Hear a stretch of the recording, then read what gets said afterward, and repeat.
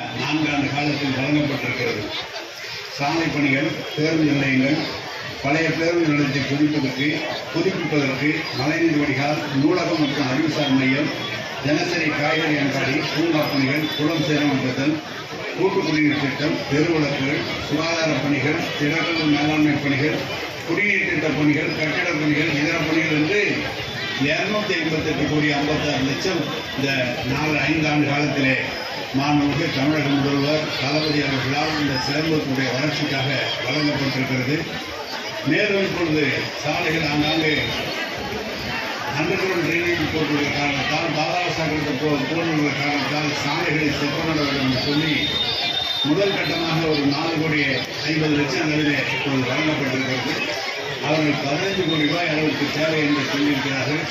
நிதிநிலைக்கு ஏற்ப அவர்களுக்கு அது வழங்க எங்கள் துறையின் சார்பாக முதல்வரோட அனுமதியோடு இந்த வழங்குவதற்கு அனைத்து ஏற்பாடுகளும் செய்யப்படும் என்பதை நான் தெரிவித்துக் கொள்கிறேன். குறிப்பாக இப்போ நாங்கள் தமிழ்நாடு முழுவதும் காய்கறி அங்காடிகள் இதுபோல மார்க்கெட்டுகளை குறிப்பிட்டு வந்திருக்கிறோம். குறிப்பிட்டு வந்தபோது பழைய வியாபாரிகள், நாங்கள் ஏற்கனவே வியாபாரம் செய்து கொண்ட வியாபாரிகள் நாங்கள் எங்கே செல்வது என்றெல்லாம் கேட்பார்கள்.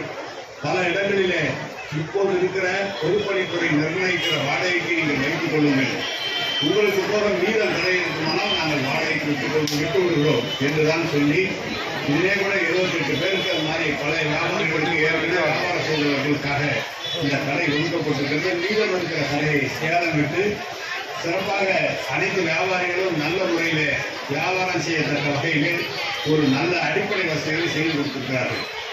எனவே சிதம்பரம் நகர